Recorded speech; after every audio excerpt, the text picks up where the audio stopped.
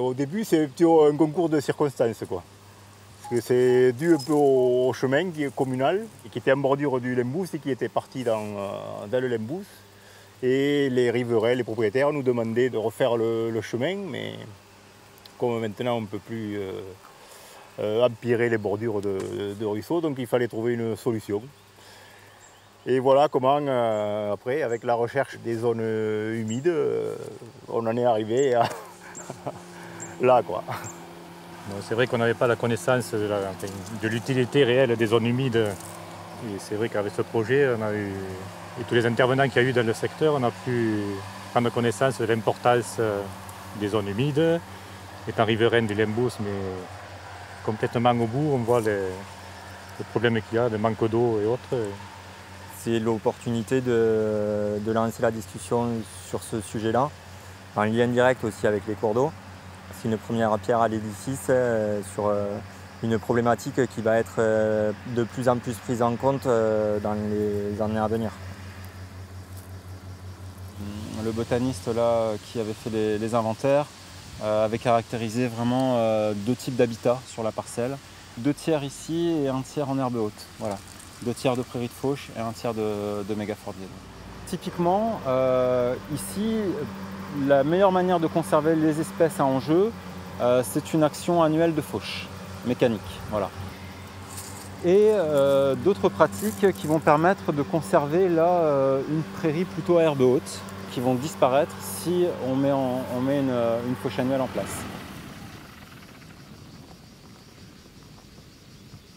Il faut enlever la rose, il vaut mieux enlever. Il faut enlever un maximum de matière, voilà, justement pour freiner. Comme c'est des espèces rudérales, elles ont besoin de beaucoup de matière organique. Hein, c'est pas pour rien qu'elles prennent le dessus sur les autres. Hein. Voilà. Bien sûr. Ouais. Vu qu'on ne veut ni traiter, ni retourner et ressemer, voilà, il n'y a que la fauche. C'est basé sur 2 fauches. Ouais. Minimum. Si tu veux en faire 3, il n'y a aucun souci. Hein. Voilà. Ah ouais, mais le but, c'est de freiner vraiment cette dynamique de la ronce. On veut retrouver un milieu ouvert et qui était en train vraiment de se fermer, quoi. J'ai mis 1h30 à faucher. Je vais passer plus d'1 heure à rateler pour emballer et le sortir. Oui, parce qu'après, il faut... Mais non, mais par contre, je suis d'accord avec toi, il faut s'y retrouver derrière. Il faut, pour que ce soit pérenne, là, il faut que ce soit du donnant-donnant, sinon ça ne peut pas continuer. C'est la difficulté de conserver ce type de parcelle, en fait. C'est la raison pour laquelle elles ont été délaissées. Hein. À l'époque, on nous subventionnait pour drainer. Donc si le gars là, il drainait, ça ne devenait jamais une zone humide. Ouais. Le drain, il pisserait à la rivière. Ouais, tout à fait. L'eau coulerait à la rivière et puis point, le champ serait travaillé. Mais je n'ai pas honte de dire qu'on en a drainé, nous. On a drainé des parcelles oui, en bas, de tout le monde. Comment tu peux enfin, tu penses t'y retrouver, quoi. Je veux dire, À long terme, j'espère qu'on pourra faucher et récolter de la bonne herbe, mais c'est pas pour tout de suite. Moi, je dis 4-5 ans. Ouais. Non. C'est pas toujours facile de mettre ça en place. Nous, au niveau du conservatoire, on n'a pas prétention d'intervenir partout non plus. Les endroits finalement où on met les pieds, c'est vraiment qu'il y a des enjeux vis-à-vis de la conservation des espèces et de la fonctionnalité des zones humides. Par contre, on s'efforce d'accompagner un maximum tous les acteurs au niveau des élus, au niveau des particuliers, des agriculteurs, à partir du moment où on fait un état des lieux avec eux, quoi. Et souvent, ça passe, le plus souvent d'ailleurs, ça passe finalement par reproduire les actions qui étaient faites de manière traditionnelle, quoi. Ah oui, bien sûr, tout à fait. Ça me fait un petit pâturage tournant en fait, et c'est une vingtaine de vaches tout l'été. Hein. Le problème, c'est que quand on les fait tourner, en fait, il faut toujours qu'il y ait un point d'eau pas très loin, sinon elles reviennent sur les parcelles qu'elles ont déjà pâturées. Et... Elle a bien tenu l'eau quand même. Alors, le souci, c'est que quand les bêtes commencent à y rentrer dedans... Ouais. Le piétinement montre... Et puis les vaches ne boivent pas de la bonne eau hein, aussi, hein, quand elles la souillent comme ça. Il n'y a pas beaucoup d'eau là dans le secteur. Non, c'est pour ça que l'eau, ça devient rare et elle devient chère aussi. Alors.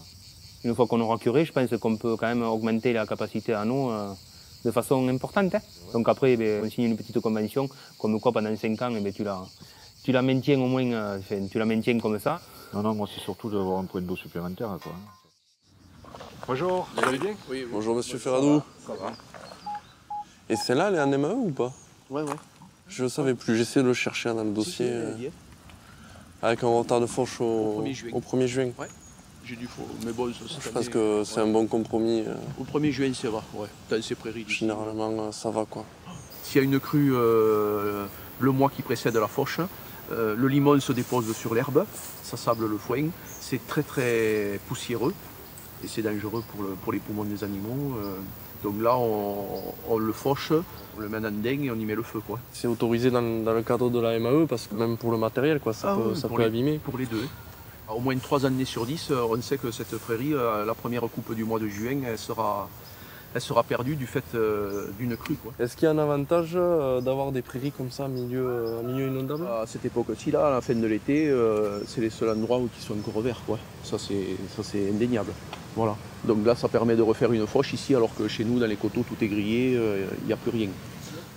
Après, le fait qu'elle soit loin des bâtiments, pour mener les animaux, c'est pas très pratique. Donc bon, je préfère refaucher.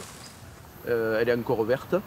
Il y a les frênes aussi qui sont en train de pousser, donc c'est important de les refaucher maintenant. Vous avez pas mal de liserons, ça vous gêne là aussi ou... Non. Ouais, c'est appétant pour... ça ils vont l'aimer. C'est celui-là, non, quand il est rose un peu comme ça. Et non. Ça c'est plutôt le liseron des champs, à mon avis. Mais je pense qu'il va y avoir les deux. Il y a du liseron des haies ici, c'est un endroit ça. Le liseron des haies étant une plante indicatrice des prairies humides. D'accord. Les contraintes du contrat MAE, ça ne vous gêne pas plus que ça, notamment sur la fertilisation azotée? Bon, mais la fertilisation azotée, c'est 30% en gros de rendement en moins, qui est compensé par l'aide de la MAE. Eh oui, c'est pour ça qu'il y a une aide financière. On vous contraint d'un côté, mais on essaye de le compenser financièrement. Maintenant qu'il y a la MAE, on met plus d'azote, quoi, de ce fait. Ouais, ça c'est pour, on va dire, conserver les cortèges de plantes traditionnelles, parce que sinon après, dès qu'on fertilise un peu, il y a quand même un changement un petit peu de la flore de la prairie. On mettait une trentaine d'unités. Voilà, 30-40 unités d'azote. Quelle période? Je le mettais souvent sur la deuxième quinzaine d'avril. D'accord. Quand les risques de crue étaient un peu voilà. passés. Bon, mais néanmoins, voilà, il y a 4 ans, c'est sorti le 22 juin. En juin, on a eu la crue le 22 juin. On a un captage d'eau potable qui est à Beaumont-de-Lomagne, qui n'est pas très loin d'ici. Et c'est vrai que c'est un captage à eau superficielle. Donc si lors d'une crue, on a un lessivage de ces prairies, bon, on va avoir des fuites d'azote qui vont être une perte pour l'agriculteur, mais ça va être aussi une source de pollution qu'il va falloir traiter en plus. Que, voilà, ça a du sens tout ça de conserver ces prairies en bord de cours d'eau, d'essayer de limiter l'apport d'intrants. Voilà, donc c'est aussi un travail de conserve et le monde agricole, quoi.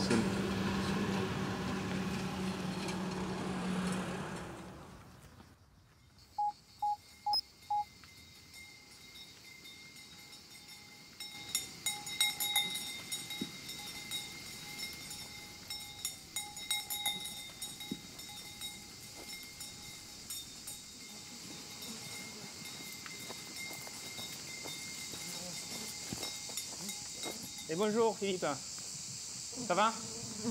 Elles nous ont fait une petite intrusion. Là les pitchounes elles passent en doute. Elles arrivent à passer sous le barbelé? Oui, bah là. Ouais, ça va, la mare est en super état quand même. Par rapport aux autres années... Il y aurait 1 mètre carré de flotte. Ben, elle serait en période où elle se mettrait en à sec. Parce que là il y a quand même encore... même la végétation aquatique a bien poussé. Alors c'est tout par période. Je me demande si en fonction de la pluie et de ce qui descend de là-haut, des fois c'est limpide, on voit le fond. Ouais. Des fois c'est vert comme ça.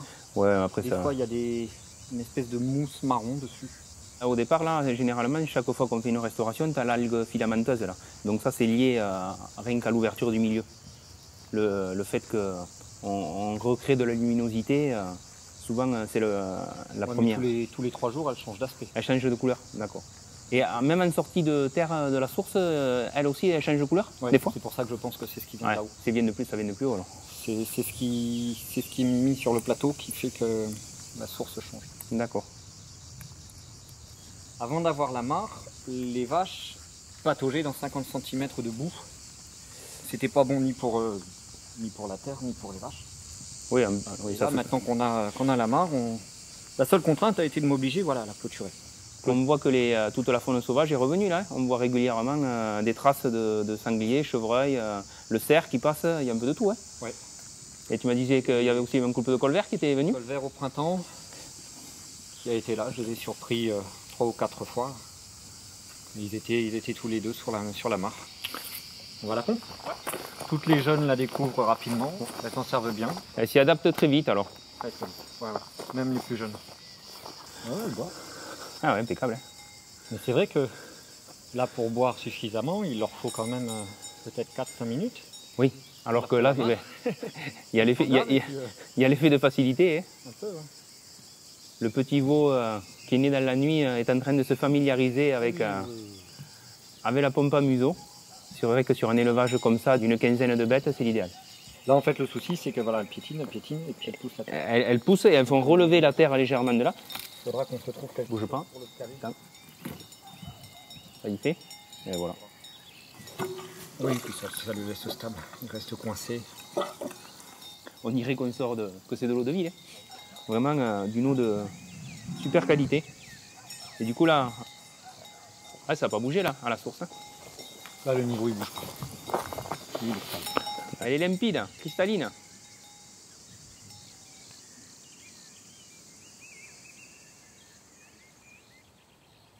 Mais est-ce qu'on a tout intérêt, Philippe, là, ou Claude, hein, d'enlever un peu ces ronces-là et de dégager cette queue de mare? Non, ça pose aucun problème, quoi.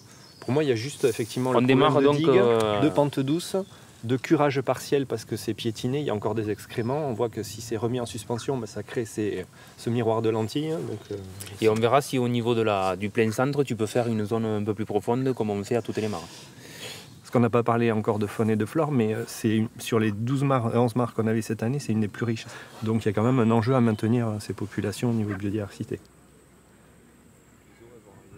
Sur les odonates, il doit y avoir 6-7 espèces, donc même si la mare est petite, voilà, elles utilisent l'ensemble du site, la vase pour s'y cacher.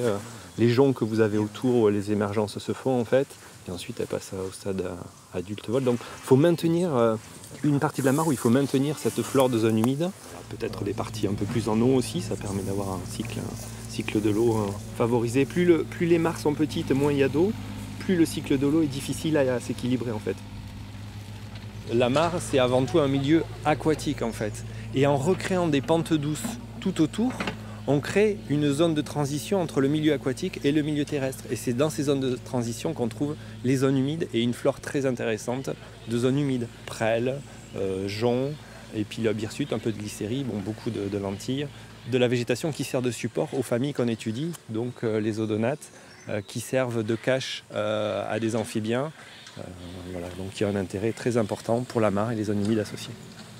Il faut savoir que chez les amphibiens, c'est une espèce sur 3 qui est menacée d'extinction. Donc c'est énorme. Pourquoi? Parce que les zones humides disparaissent et quand on travaille sur une mare, on travaille sur les zones humides associées et on peut préserver leur habitat, donc préserver ces espèces-là. Et ce sont ce qu'on appelle des bioindicateurs de la qualité de l'eau et de l'état écologique de certains milieux, dont les mares et les zones humides. Donc quelles espèces sont présentes, comment on adapte les travaux en fonction des espèces. C'est les questions qu'on se pose et les études, les inventaires menés y apportent des réponses. Oui, il pleut. Par rapport à l'inventaire initial, on a essayé qu'il y ait toujours une mare au minimum entre 500 et 1 km. De maillage. De maillage. Ah ouais, voilà. D'accord. Donc soit il y avait une mare existante qui était fonctionnelle, donc dans ce cas-là, elle n'est pas rentrée dans le cadre des restaurations. Et si par contre on se retrouvait avec une zone, on va l'appeler trop blanche, où il n'y avait pas de mare, ou qu'il y avait une mare simplement qui était vouée au comblement ou qui ne pouvait plus apporter d'eau, dans ce cas-là, on l'a rentrée dans les critères de sélection pour la restauration. Moi qui ne suis pas chasseur, je suis conscient qu'il faut aménager ces petites mares. Hein.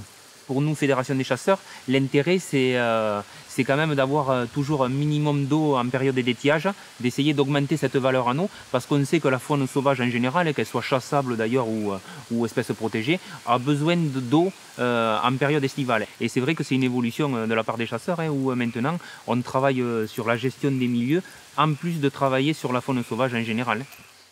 À l'origine, c'était une prairie naturelle, qui était un petit peu inondable. Et j'ai décidé de faire qu'un champ, quoi, et la folie des grandeurs un petit peu. Et après, bon, la réalité m'a vite rattrapé, c'est que même en cultivant, c'était toujours trop humide, même drainé. Tu vois, le deuxième triangle est drainé. Ouais. Le vert plus clair, quoi. Et donc, j'ai décidé de re-semencer en herbe. Et depuis, j'en suis très content qu'elle a été semée l'année dernière. Et cette année, cette prairie m'a sauvé pour le troupeau de génisses. Parce que tu vois, il est resté pratiquement vert tout le temps, alors qu'il n'a jamais plu, quoi. Voilà.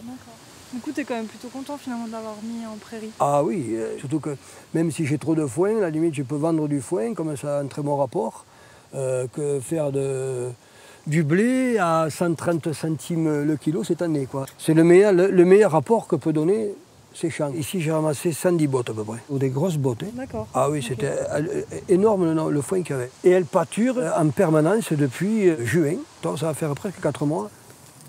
Et il y a 3 variétés de trèfle, une de lotier et 2 variétés, une fétuque et un dactyle. Il faudrait mettre de la minette, il faudrait mettre même du brome, il faudrait complémenter encore un petit peu. Voilà. La minette et le brome, on les trouve dans ces prairies, les vieilles prairies. Oui, ces vieilles espèces qui se trouvent dans les prairies naturelles ne reviennent pas comme ça. Il s'y mettra plutôt des mauvaises graines dedans que la qualité des herbes qu'il y a dans les prairies permanentes. Ça, c'est dommage. Donc ce qui est détruit est très difficilement reproduisible, quoi.